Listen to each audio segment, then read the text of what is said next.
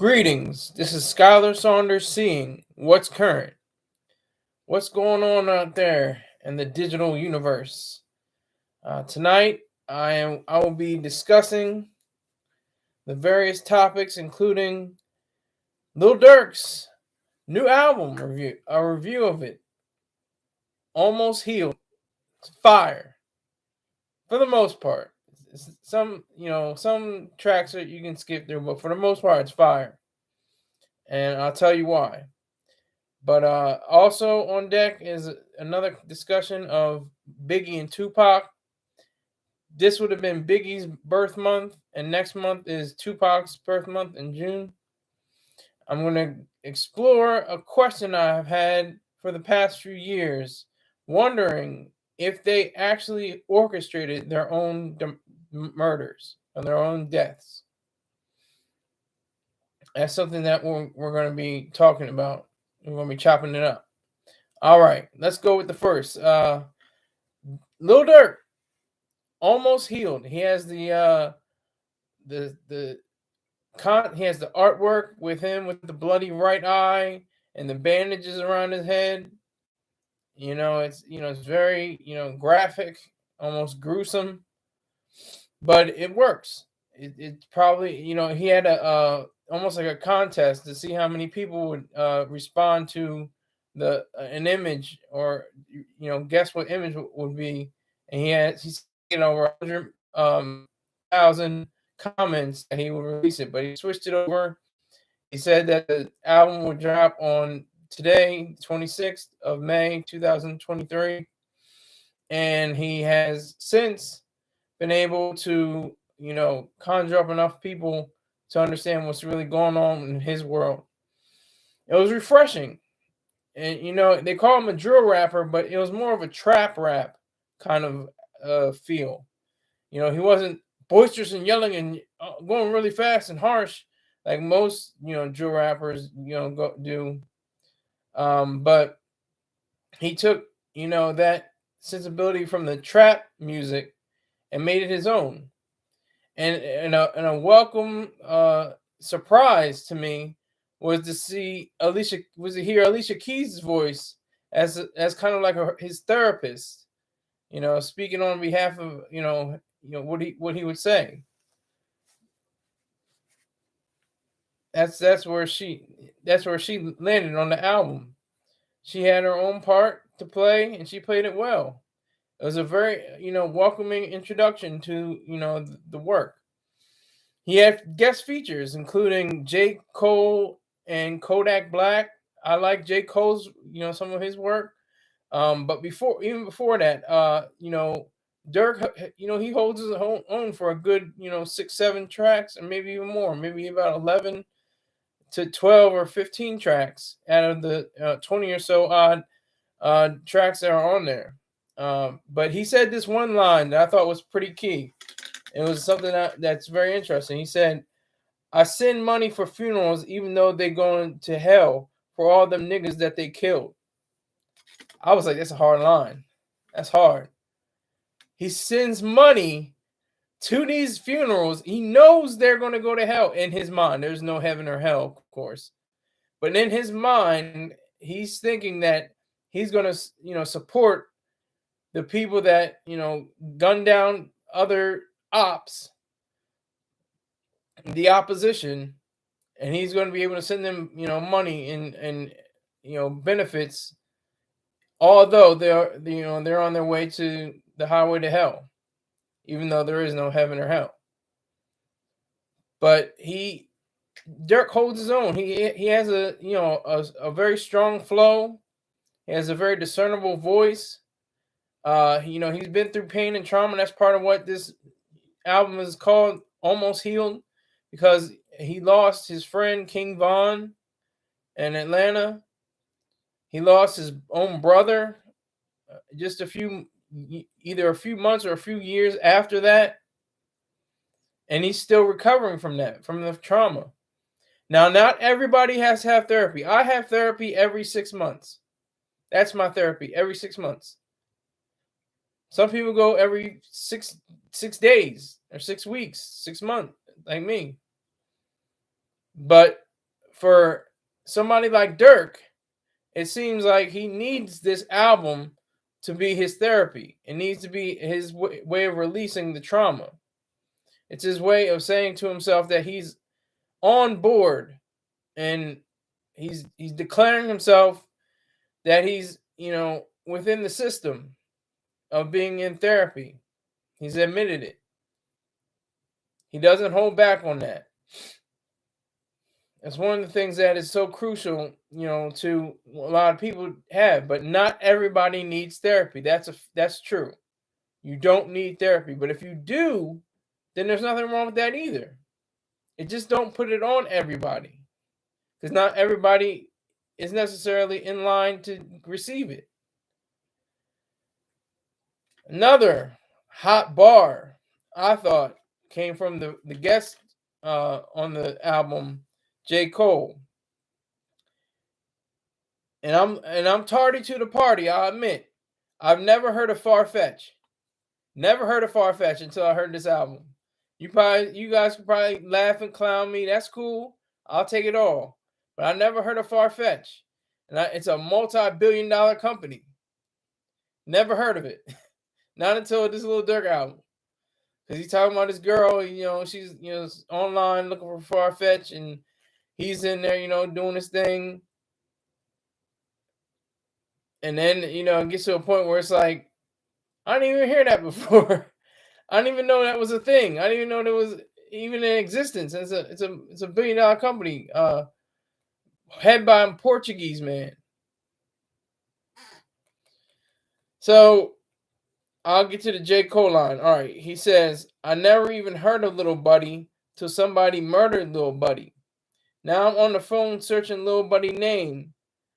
Got him playing his tunes all day in the room thinking, damn, this ish is wicked. To get their name buzzing, some niggas got to go to lay in the tune. I said, damn, that's a hard line. That's what happens to me. I'll go back and I admit it. Look, I learned about Nipsey Hussle in 2018. I never heard of him before that. I'm not going to even lie. I know people were riding with him probably since 2007 or 7 or 8 or something like that. But I never heard of him until 2017 or 2017 and 2018.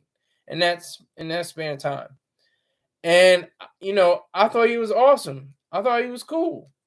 He sounded like a real laid back kind of Snoop feel, and almost a draw, but not quite. But they had that West Coast, sensibility, the G-Funk kind of era beats. And he was just a cool dude. And I thought he was awesome. And then come to think, bam, 2019, he's gone. And I'm like, I got to look up all his backstory now. I got to look up what's going on and what happened. And that's what J. Cole was talking about. He's a little whoever Lil Buddy is, I know, Nipsey wasn't a little buddy at the time. He was a grown businessman at the time of his death. But what J. Cole is saying, how, so many different rappers are gunned down and they're new and they're fresh on the scene, and you're not even aware of them yet. And already they're in a coffin, they're in a casket, getting lowered into the ground, and you never even heard their albums.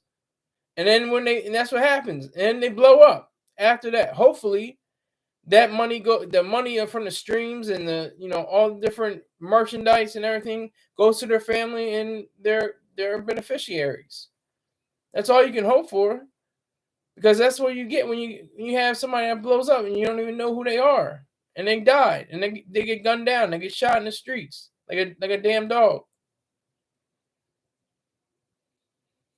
But that was a hard line from J. Cole. I noticed that as a very poignant line that he describes in that case.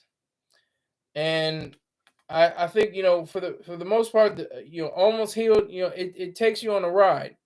It takes you through the streets, and what I heard most was the beats. I was looking for the beat, and like I said, this is why I said it's not drill. Because drill is usually a sampled beat, and it's like that boom, boom, boom, boom, boom, boom, boom, boom, boom, boom, boom. sound. I didn't really get that from it. I heard the boom, boom, boom, that kind of sound, that trap sound, more so than drill on this album, on this particular piece, on this particular work. And that's okay. I'm not down. I'm not knocking them, or I'm not, putting it down or anything like that. I'm just showing you what it is. And that's where I get the most from Durk, because he has such vivid paintings that he does with his words. You can see them as he says them, as Cassidy once said. He had, he can detail the street life. He can detail the luxury life. A lot of rappers can do that, but he does it in such a way that it's very, very laid back and chill, almost very, almost distant. He's not running from the beat. He's like riding with it. He's riding right on it. He's right or just a little bit ahead of the beat. That's what's, spectacular and amazing about Lil Durk, and that's why he has, the following and the amount of views and streams that he currently, accrues. There's a fun line I remember. He said, I can't even remember what song it's from, but he said he hit the percolator for a Percocet. Like, I just like that flow. I like that combination of words, percolator and Percocet. I thought that was kind of cool. That was a cool kind of way to, present himself on that track. As I said before, he also has, post-mortem, I guess you can call it, feature with Juice WRLD, the fallen, rapper / singer, who died a few years ago. Lil Durk uses his, vocals, to propel his tracks, his track that he's on, and that was welcome.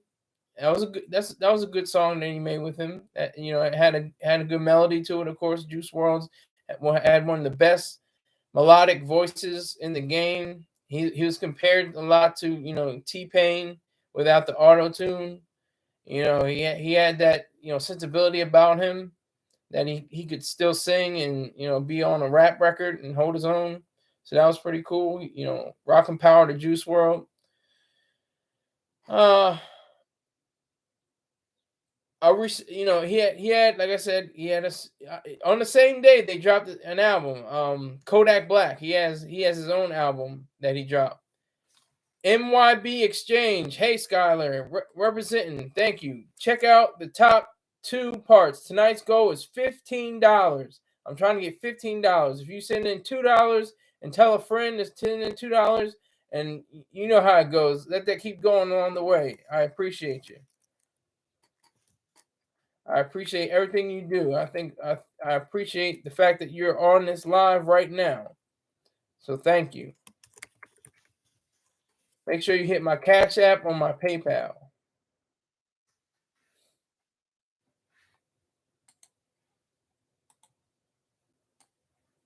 It is necessary. It is needed. It is a needed thing.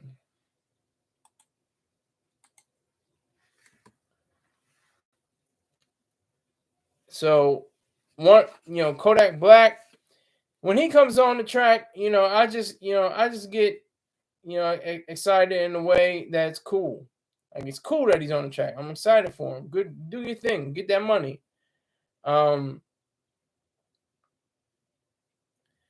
Oh man, I appreciate that. Thank you, MYB Exchange. Keep crawling.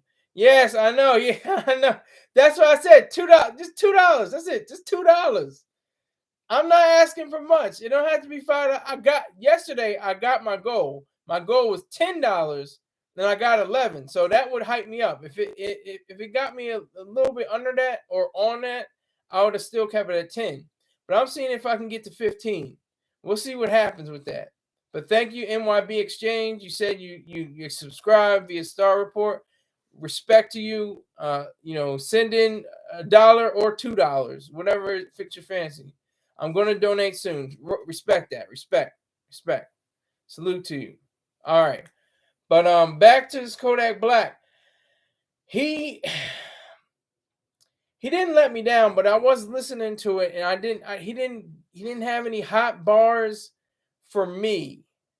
He didn't have the heat in my regard.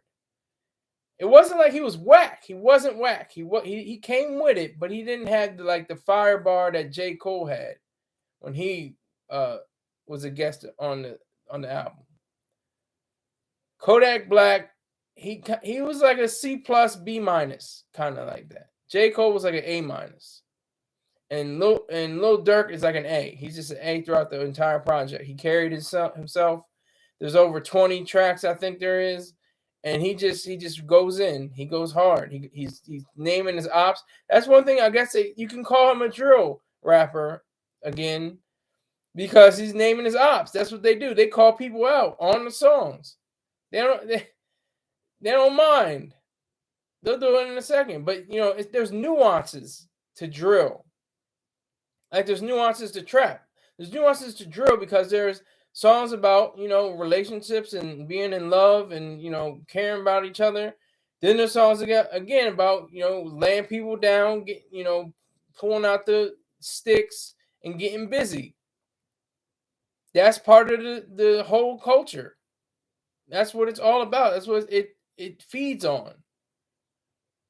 That's what it displays.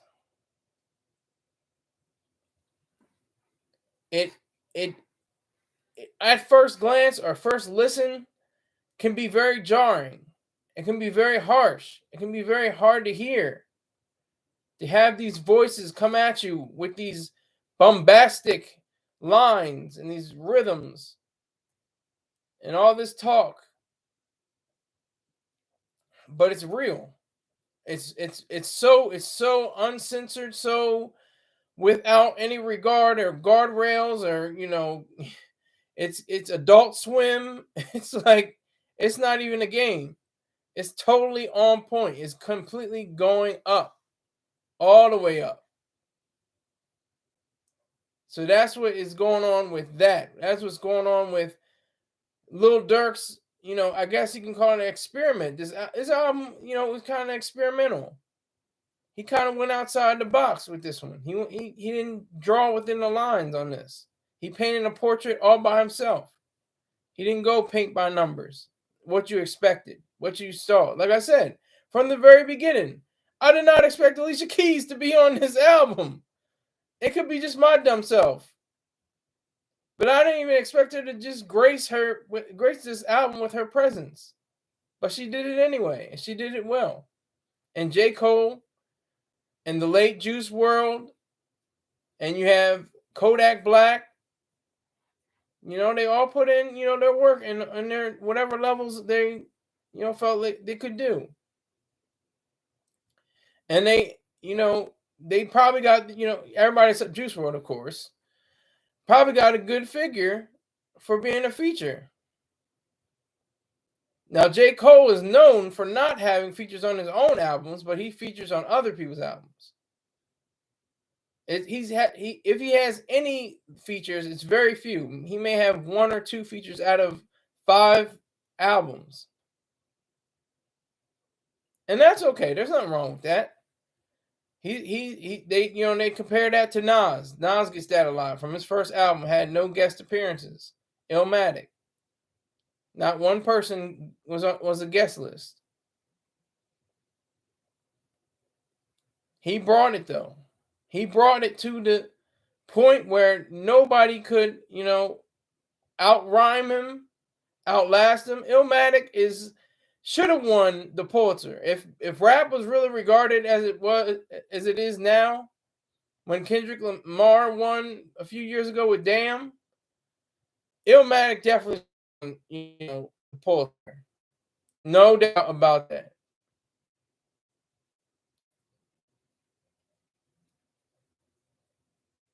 That's no question. It's not even up for discussion. Maybe another album, The College Dropout, should have won the Pulitzer. Should have won. Didn't. Got to move on. So, with you have a few other artists. You have a respectable collaboration. I'll say it's a respectable collaboration with country music singer Morgan Wallen. That I think it closes out the album. You can correct me if I'm wrong, but I think Lil Durk, enlisted him because this is similar stories. That's the thing with country music. It's a narrative mostly. Most of the time, they even have the jokes. They have a joke about country music. If you play the record backwards, you hear that the guy gets his dog back, he gets his truck back, he gets his girl back. Everything that he lost, he gets it back if you play it backwards. That's the joke about country music, because it's all about a story. To be serious, it's all about the narrative. Usually, most of them are about heartache and loss. And what else can be said about music? That's in rock, pop, country, blues. It's all in there. It's in hip hop. Storytelling, the art of storytelling. That's what is the cornerstone of all of these various genres. They represent what it means to be something and somebody, and can weave a tale, can relate a yarn. That's what's so fantastic about music. It sets you on a journey, and you're able to explore. You're able to wonder. You're able to relate to the singer or rapper, whatever their tale may be, whatever their story is. And that's what happens with Lil Durk. Lil Durk is younger than me. I'm 34. He's probably in his late 20s, early 30s, I think. Something like that. I didn't check it, but you can if you look it up. He took it upon himself to be, number one in his mind. Just like every rapper has to be. Every rapper has to say, I'm number one. Of course, they're not. Most rappers are like number 63. But that doesn't matter. You have to have in your own mind that you're going to be the best out there, period. That you're going to shut this show down. That you're going to throw down. That you're going to do whatever it takes to be possibly the best ever. Even if you're not going to be, you have to have that in your mind that you are the best ever. I learned that from Allen Iverson. Ringless Allen Iverson. League MVP 2001. Okay, I think he had some scoring titles. He was a multiple-time NBA All-Star. Multiple times, made it on the first team.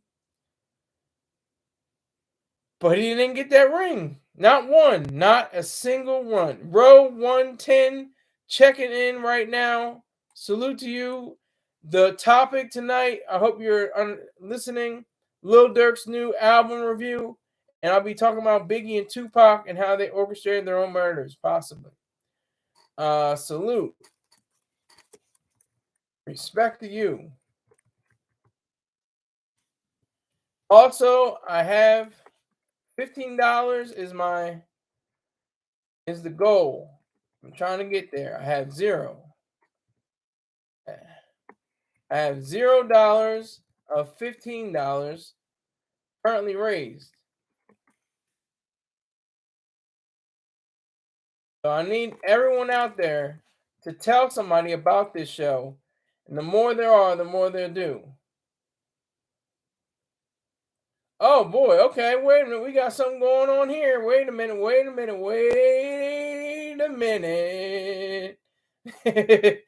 That was just me doing my little bit of reverend in the pulpit going.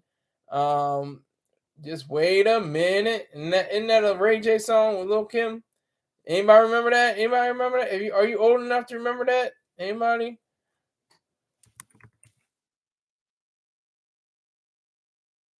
MYB, I will be going into that. Hey, Brandy brother, exactly. I'll be discussing Ayn Rand and upcoming shows. Don't worry about it at all. I have got it in my arsenal.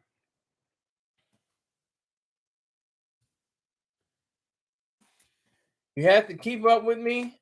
I'll be rolling and I'll be growing. Once I get on an on-ramp trip, it's gonna be all day long. It could be 2 or 3 hours. I don't know. But I've been an objectivist for wow. What is it going on 17 years? Yeah. Yeah. Yeah, almost 16 years. 16 years. Yeah. Since 2007. I became an objectivist in 2007. So, I mean, I take her words seriously and I have fun with it. That's how it's beautiful. She was beautiful. I don't care what nobody says. I wasn't attracted to her, but she was a beautiful person. She had a mind that was completely beyond what anyone could comprehend. She was special in a way that was completely amazing. That's the great thing. I'll get to her though. Don't worry. I'll get to Iron Man in a few days. I'm just feeling out. It's Friday. I want to get into hip hop. I was in the gym. I was listening to the Lil Durk's album. I was like, okay, this is kind of this is some heat. This is heat. He's packing heat. I'm not gonna just hate that. Oh, I'm gonna hate on him just to hate on him. No, he actually put it down. He did his thing. And like I said, the guest appearances, J. Cole was on point. Alicia Keys did her thing. The late great Juice WRLD was on point. And it just took off from there. And I appreciate every dollar I get. $1, $2. Deal. I'll take $2. $2. Deal. Take $2. I will take that. And if you let a friend know, you send a link to another person, let them send a link to another person. You know how this goes. It'll just feed and feed and feed and feed. And I could just continue to give you this quality work. Because that's what I studied during the day. I got into this album. I listened to it. I digested it. And I'm regurgitating it. I'm letting you know the work I put into this and the fun I put into this. This isn't like it's a hard. I'm not banging a hammer. I'm not putting up anybody's roofing. I'm not putting tar on the roof. I'm wearing a white shirt. That gives it away. The black hat is just to complement the tie. What do you want from me? What are you gonna do? But no, I do appreciate any and all things $1 and above. Because I don't know if you can even give cents. If you can give cents, I even take that. Because a lot of ones put together is better than a lot of nuns, and that's what Sinful the Pimp once said. Rest, rock, and power to that man. Now, getting on, finishing up with the album. I'll say, I'll go back to the mic system. The mics. Anybody remember the mics? Source magazine.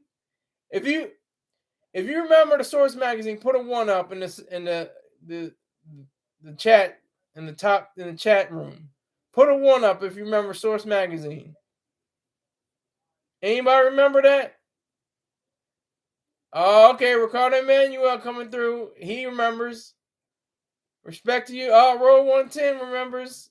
Yeah, we remember we must be old heads. Oh, good, nice troll. Good troll, Ricardo. I thought that was. I think Roll 110 is real though, but that was a good troll. Good troll. Oh, well, I'm playing. I'm 23. Yeah, you don't remember the mic system. Doing the knowledge. Yeah, exactly. But okay, if I explain it really quickly, the mic system was where it was a 1 to 5 scale of mics you get in the source, and the worst being in the 1 and the best being 5.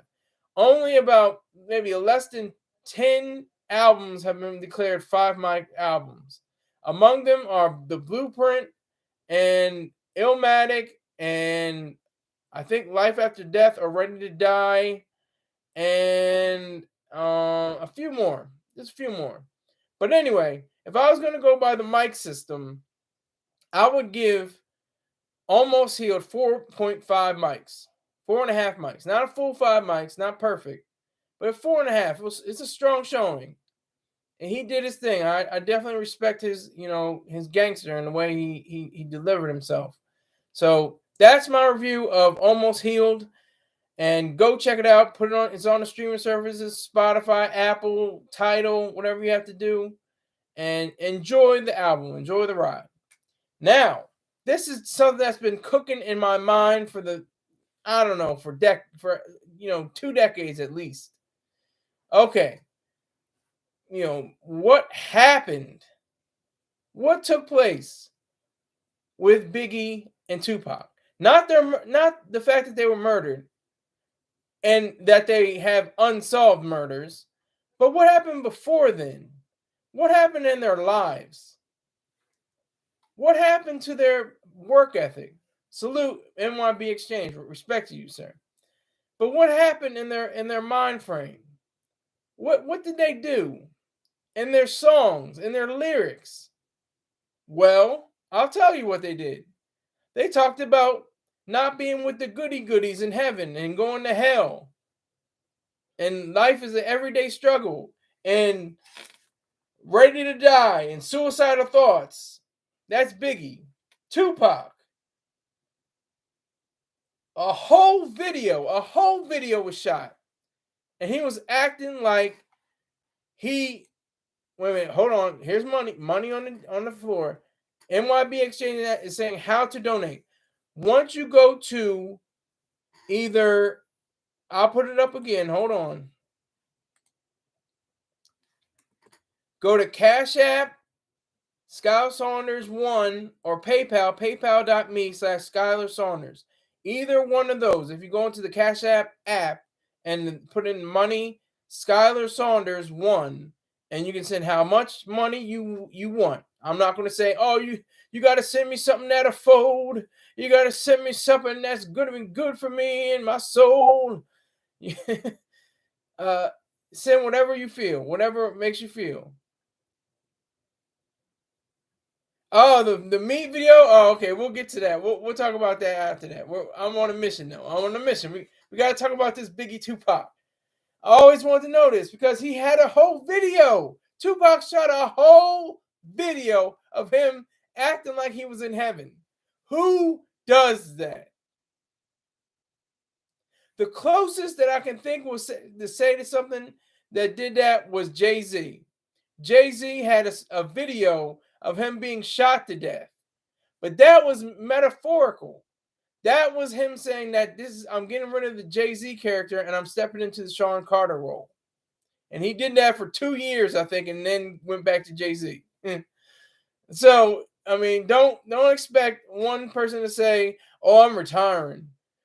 A hip hop artist who says I'm retiring is just trying to bait you. That's clickbait.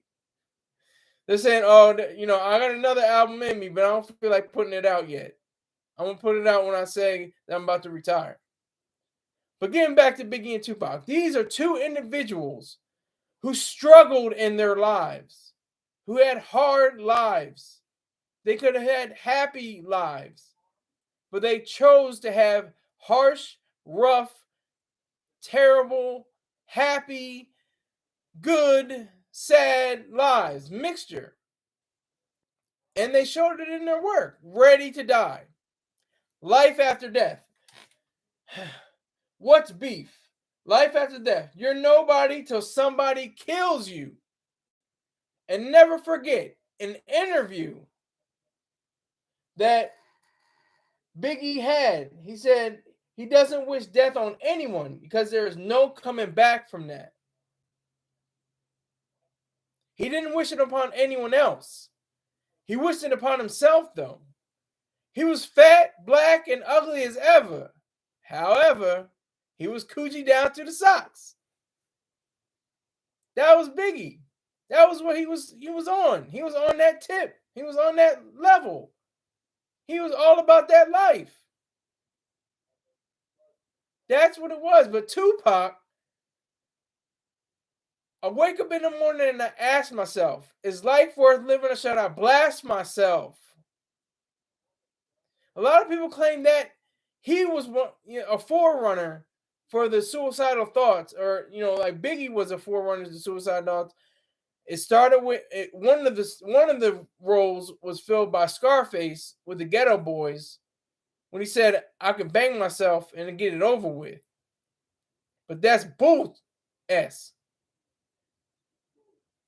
And if I died, then my son would be a bastard.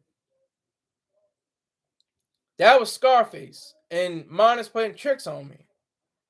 But they didn't value death. See, Tupac and Biggie valued death. They didn't value life. They didn't value living.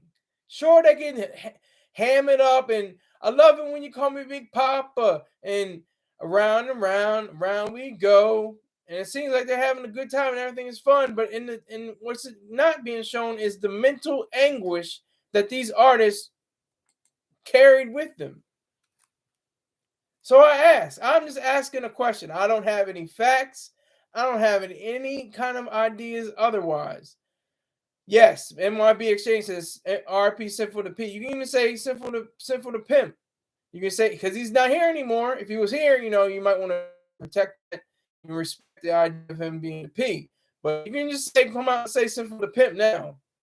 Respect that man. No, he gave me a lot of ideas saying I could probably get on the mic. I could probably get on the show.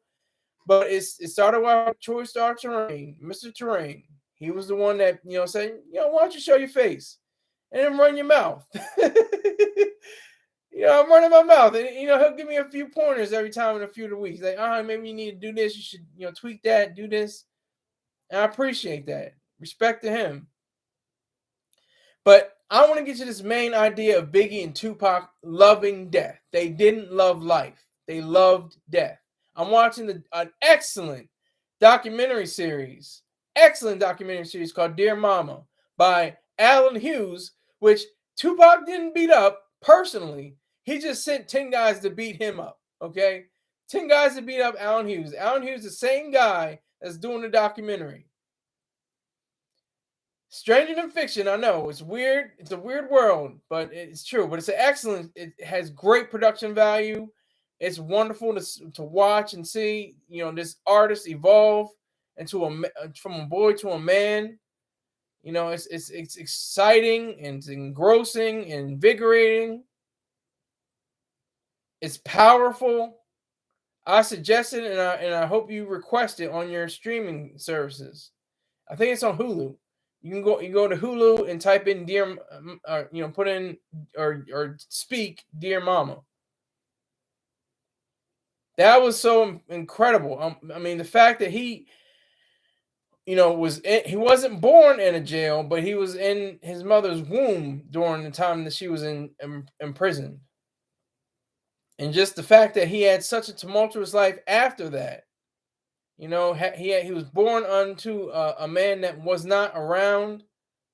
Same thing with Biggie. The father's not around. Same thing with Jay-Z. His father's not around. Same thing with you can see the picture I'm painting. I have a wonderful, great father, a man with a backbone, a man with standards and principles and ideas. Now, I wouldn't be even half the man if it weren't for him. So I'm very fortunate. But these two weren't. They didn't have a father figure in their life, or a biological father figure in their lives. They had to take it from the streets, from other men to raise them. And it just took time. It took time to go there. MYB Exchange says, I remember. What do you remember, sir? What happened? What do you remember? But I just want to say how Biggie and Tupac, they were obsessed with death. They were obsessed with it. They couldn't think of anything other than death and dying. You're nobody till somebody kills you. That's a line from the chorus of Biggie's song. It's a blues record, really. You're nobody till somebody kills you. You know? That's what it's like. That's what he goes on. That's what he rides on. Or wrote on, I should say. That's what he wrote on. That's what he committed himself to. He wasn't talking about himself. That record allegedly was about Tupac. After the death of Tupac, Biggie got in his head to write that rhyme. So if you have Tupac and Biggie, Tupac, had the notion of having a good life, but he couldn't quite get there. He had the shooting with the unarmed policeman. He's walking out the jail. Not the jail, the courtroom. Like George Jefferson. He's shuffling along. Then he has the sexual assault case. And he doesn't beat that. He beat the undercover cop one, but he couldn't get away from the sexual assault case. So he had to go to prison for a little while. But then he was out on bail, fresh out of jail, California, scheming. So I'm sitting on the scene, I'm hearing Hoochie screaming. That's what it goes to. It's sex and violence, melody and silence. That's what it comes down to in hip hop. In the hip hop world, it's all about that. It's all about getting your ops and getting your rocks off. It's the wolves. You kill, you hunt, you kill, and you look for some kind of, I'm saying wolf pee. And the P, that word. Scratch your temple. And that's what it comes down to. That's what it all means. It means that there's not a lot of activity going on. It means that there's not a lot of, issues being said beyond death. It's all about death, death, death, death, back and forth. And Biggie and Tupac were cool up and until, Faith, had the idea of being with him in the car and all that, drama going down, and saying Tupac, had, relationship with her romantically. But Biggie never really he never really made any statements against Tupac. Not in the flagrant way that Tupac did, especially with Hit 'Em Up. That was a flagrant foul. So flagrant. Like, whoever hated him enough to kill him might have been riding around knowing that song was even pushing. That's what's so engrossing and so amazing about this, and astonishing, is the fact that, Tupac took it to that level. Biggie was still like, I'm not going to go at him. And even in Who Shot You, that song wasn't about Tupac, allegedly. Allegedly, it wasn't even about Tupac. And the fact that Tupac was so subjective, he was not objective in his thinking. He just happened to see Biggie and Diddy walk out of the elevator or out of the the storefront on the front of the building, and he just put it in his mind. Oh, he probably connected dots that weren't there, saying, "Okay, if Biggie and Diddy are there, and I just got shot, that must mean that Biggie and Diddy had something to do with it." And oh my God, now I hate him. Now he's an enemy. Now he's an op.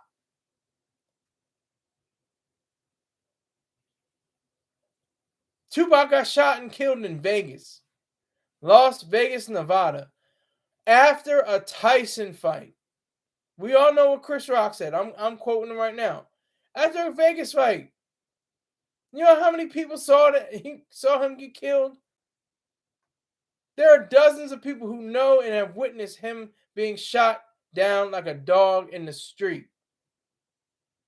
It was a little bit more covert for Biggie. He was shot in the Suburban. Tupac was shot in that Beamer. And they had a totally different exchange with one another. They had a totally different understanding of one another.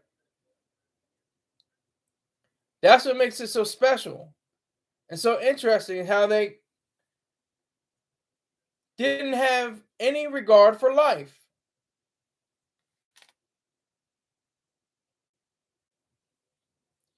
Thug's Mansion, Tupac Shakur. There's got to be a place better than this in heaven. There's got to be a place better than this in heaven. And that's what most people will say. Most Christians, most Jews, most Muslims will say that, this is a place. In Buddhists are about life is about suffering. That's the first thing you hear from Buddhists. Once you suffer, then you understand there is such thing as nirvana, or complete heaven, or a sense of complete calm and peace. They think that here on this earth is hell, and that some other dimension, not named and not fully discovered, and you can't get into specifics about it. That's what happens. That's what happens to people. They don't get enough encouragement.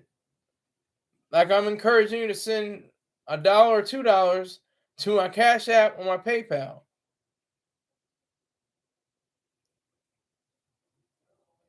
I had a goal for this night.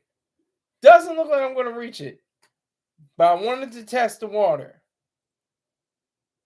I appreciate everyone who is viewing right now under the sound of my voice. I truly do. But getting back to Tupac, Thug's Mansion. Again, he's talking about being in a place better than this in heaven. This earth is nothing. This earth is disgusting. It's worthless. It's disturbing. That's what we're getting from Tupac. That's the words we're getting from Pop. That you can't have peace and happiness and growth and joy and flourishing and thriving on this planet or in this universe. Maybe somewhere outside in the solar system. Once we start, navigating further away from the blue origin. That's where we are headed. Because we started at understanding. Oh, okay. That was pertaining to the Source magazine. I got you. Okay. I remember the MYB Exchange says, I remember the Source magazine with the 5 mics. Yeah, exactly. Yeah. They used to have the 5 mics. I mean, I don't know if the Source magazine is printed anymore. It might just be online or not even in print at all. But it was hot for a minute. Mr. Terrain was writing for the Source for a while, for at least 3 years. I think from 95 to 98. And it's just amazing. It's amazing what we can do once we have the tools. And, artists like, Biggie and Tupac had the tools. They were excellent craftsmen of their time. Biggie more so on the lyricism, Tupac more so on the delivery. And they made it work on, whatever sense they could. But they were obsessed with death. That's my whole point. They did not regard life. They did not care for it. They didn't understand what it means to love and respect what living is. That was their problem. That's what set them back. That's what caused their demise. The fact that they worshiped death. The fact that they couldn't come to grips with their own life. They wanted to have mortality. They wanted to have death in whatever they were doing. And it showed in their work. As I mentioned just before, Ready to Die. Ready to Who names an album Ready to Die? That's Biggie. Ready to Die. Who does that? And it just got bought in. It went platinum 2 or 3 times over, at least maybe 4 or 5. Life After Death. While he's still alive. It's called Life After Death, and he's standing behind with a black coat and a casket and a hearse. Life After Death. That's the disgusting part we have to deal with. And that's what continues on in the same vein in hip-hop today. We have so many people coming in, and then they're rushing out on a gurney bleeding to death because they had some kind of beef with their ops. That's the sad part. That's what's disgusting, is that people don't realize that. People don't understand the fact that life is our only one. We only have one life. You only have one body. You have only one mind. You have only one life. This is it. There's no evidence that there's anything other or outside or beneath us or above us. That's it. That's the only thing that's left.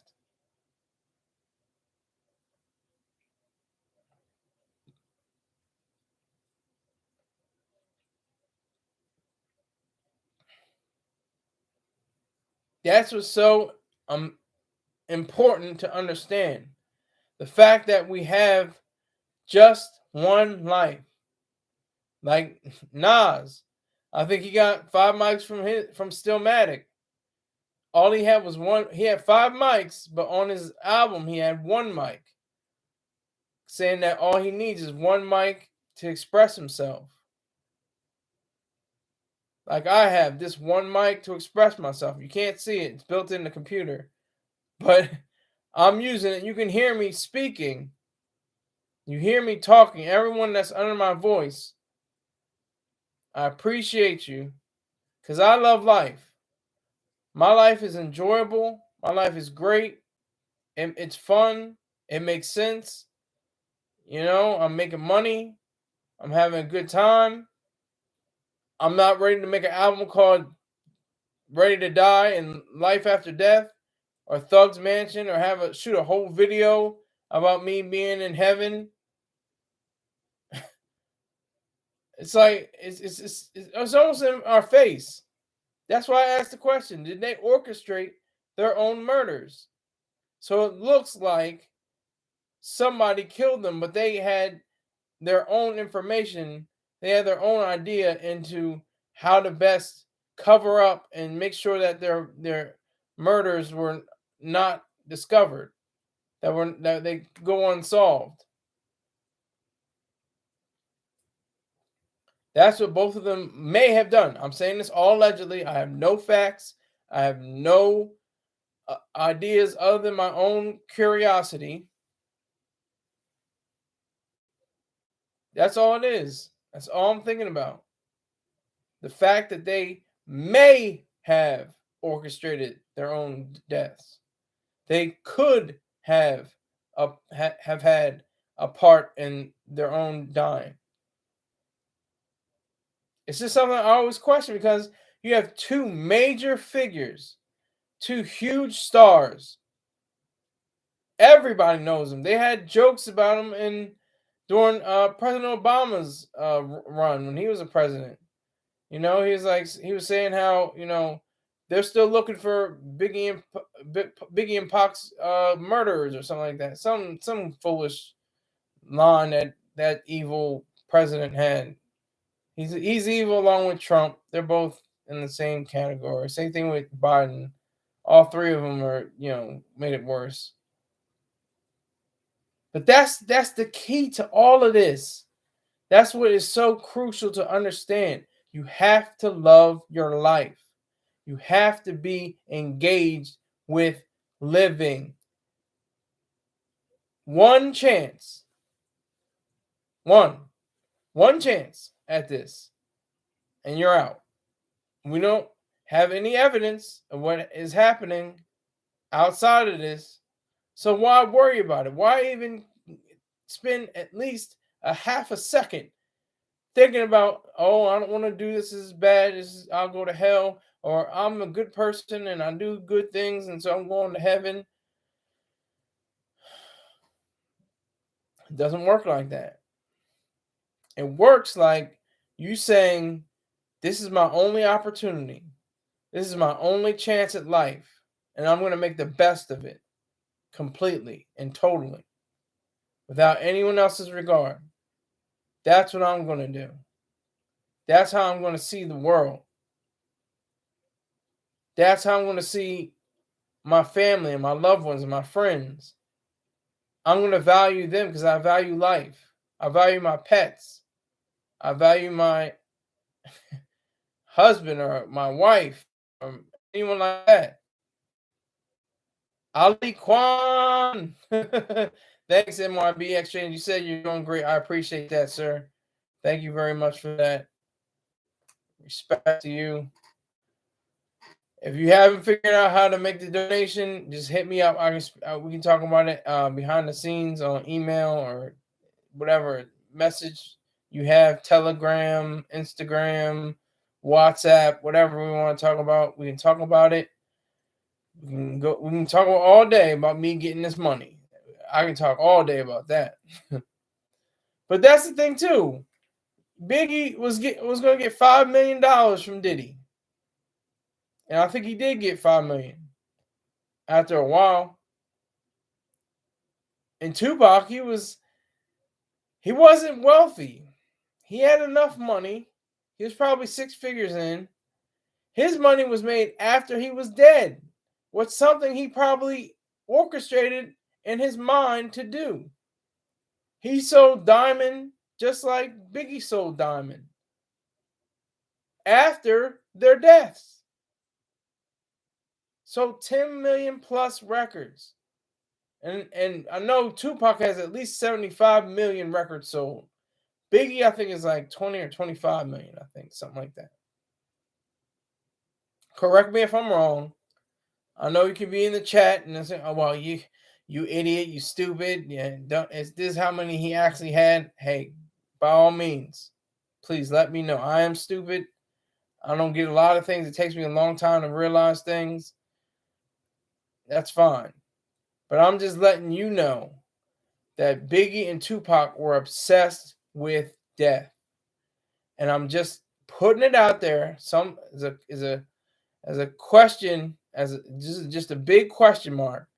Did they orchestrate their own demise? Did they call for somebody to hit their cars up just enough for them to be dead? Just enough. So they'll be dead. That's what I want to know. I'm serious. I'm completely curious about this. And I mean this tremendously. I'm so serious about it. Because we have to realize that these were great men, great artists in their own respects. Biggie was more of a wordsmith and a craftsman. Tupac was the poet and the Marvin Gaye, quote unquote. I hate to compare people sometimes, but he was more the Marvin Gaye of hip hop altogether. He knew what songs he could make. He can make Brenda's Got a Baby, or he can make I Get Around. He can make Keep Your Head Up or Hit 'Em Up. That was the kind of man he was. And they both exhibited that same trait about not caring for what life is supposed to be about. Well, I thank you for bouncing with me and rolling with me. I did not meet my goal at all. You guys are holding back on me. That's cool. You have every right to not give me a single dollar, but I just encourage you to put in whatever you can. $1, $2, $3, 4, 5. I can keep going up. Somebody stop me. But I do appreciate you bouncing with me. I had a lot of more likes and actually people that were watching, and I respect that, and I truly regard that as something that is substantial. So I will see you on either Monday or Tuesday, either the holiday or on Tuesday. But you can check my shows on Saturday and Sunday, The Producer's Advocate, where I'll be talking about, the owner of the Far-Fetched company. I think his name is Jose Nunez, something like that. And Tim Cook. So be prepared to watch those episodes. Thank you very much for bouncing with me. Take care.